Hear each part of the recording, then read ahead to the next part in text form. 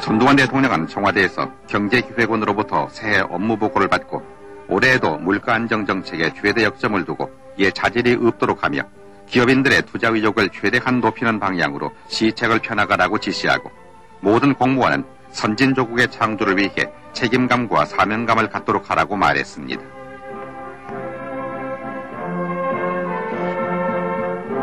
이어서 재무부와 산하기관에 대해서는 통관 업무를 신속 정확하게 수행하고 재물조사를 완벽하게 해서 불필요한 것은 처분하고 활용할 것은 효율적으로 활용토록 하라고 당부했습니다.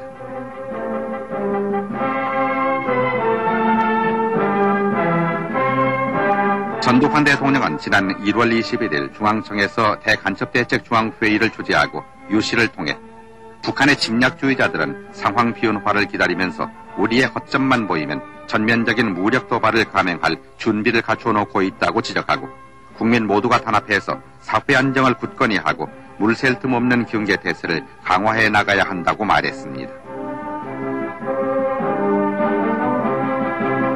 미국 육군참모총장 에드워드 마이어 대장이 청와대로 전두환 대통령을 예방했습니다. 마이어 장군은 기자회견을 후에 미국은 북한 괴뢰가 남침할 경우 필요하다면 전술 핵무기를 사용할 것이며 주한미군은 한국에서 필요로 하는 동안 계속 남을 것이라고 말했습니다.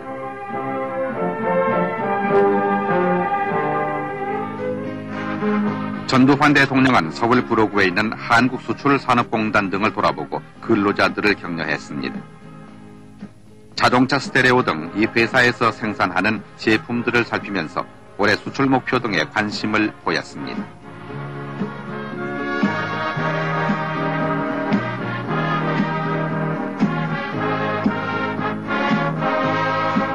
전두환 대통령은 공단 내 요업개발공사에도 들러 88년 올림픽 등에 대비해서 기념품으로 우리 고유 풍속을 담은 제품을 만들되 외국인 취향에도 맞는 제품을 정성스럽게 만들어야 할 것이라고 당부했습니다.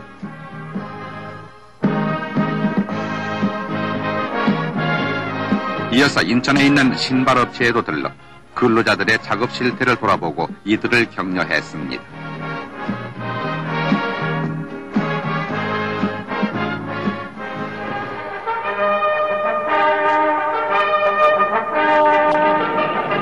중부 서해안 태안반도 가로림만, 충청남도 당진군 성문면과 서산군 대산면 사이 거센 바닷물 구비를 끊어 우리나라에서 가장 긴 북으로 있는 대호방조제 물막이 공사가 끝났습니다.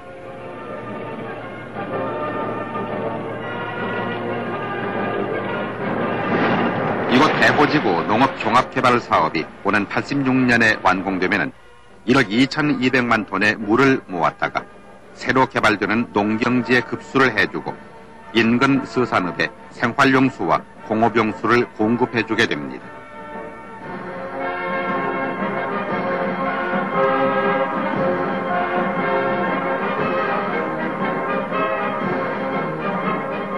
대호방조제는 다목적 방조제 둘을 건설하는 국내에서 가장 긴 7.8km의 둑을 쌓아주는 것인데 이 일대 7,700헥타르의 넓은 땅을 개발해서 1년에 51,400톤의 식량을 증산하고 3,800헥타르의 농지를 확장하게 됩니다.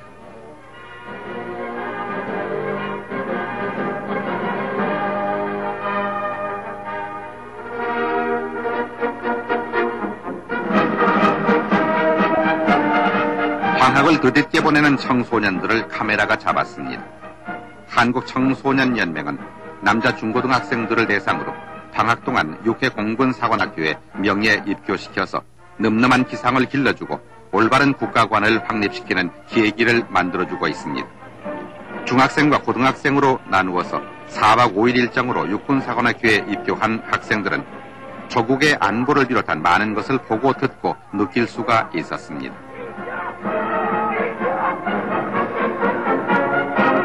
청소년 학생들은 휴전선에도 들러 국토분단의 현장을 직접 살폈습니다.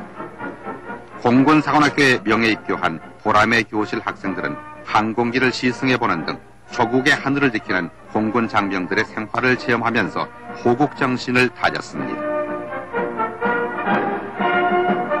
밤잠을 자지 않고 방범 활동에 나서서 경찰관의 수고를 덜어주며 학비를 버는 대학생들도 있습니다. 절제 있는 생활로 새학년 학업생활에 활력을 불러일으키자는 다짐이 엿보입니다. 얼음판에서 후배들을 지도하는 것도 보람있는 일입니다.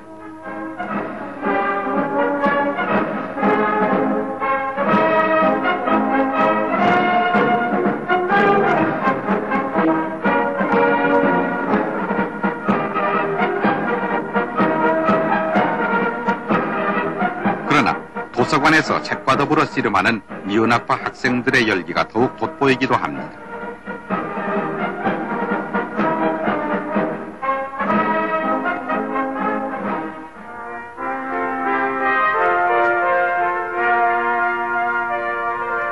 올해 첫 감사관계관 회의가 감사원에서 열렸습니다.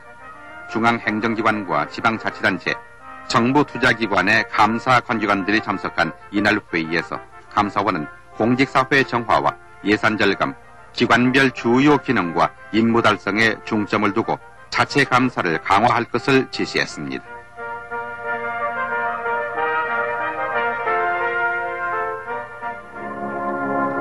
김상옥 의사 60주기 주도식이 서울 여성복지회관에서 거행됐습니다.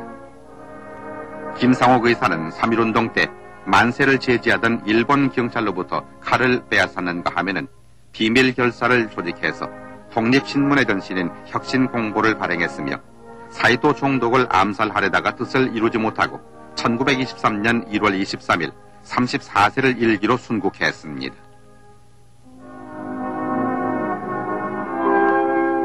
물과 공기와 태양만으로 공에 없는 채소를 재배하는 수기경 재배가 외관 성 베네딕토 수도원 농장에서 성공을 거두고 있습니다.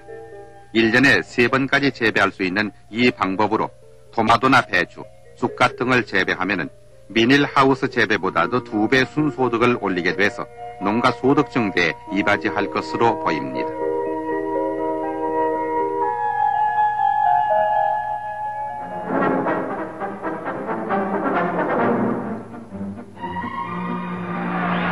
제37회 전국 남녀 종합농구선수권 대회가 서울에서 열렸습니다.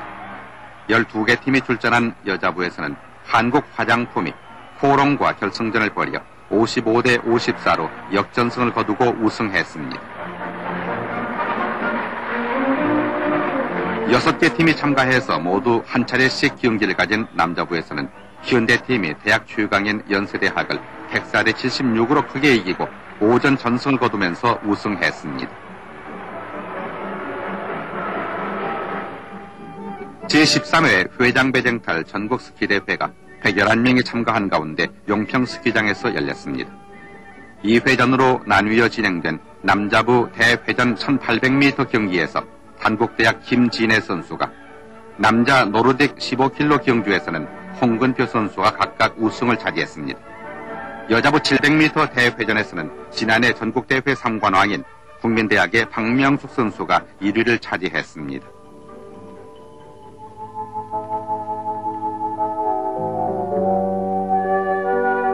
경상북도 영풍군 후성면에 있는 국보 제17호 부석사 무량수전 앞 석등입니다. 통일신라시대의 작품인 이 석등은 네모골 지대석을 이중으로 놓고 그 위에 팔각의 연꽃무늬 하대석을 놓았습니다. 팔각 3대석과 뚜껑돌을 받치고 있고 팔각 화사석 사면에는 서 있는 보살상을 양각했으며 화창을 둘러서 불빛이 사방으로 비쳐 나오도록 했습니다.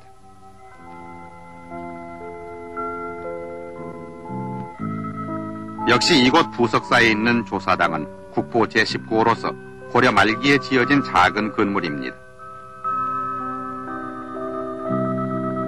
건축 기법은 앞뒤 기둥 위에 해들보가 걸쳐지고 그 위에 포대공을 올렸는데 단순하면서도 철도가 있는 구성미를 보입니다.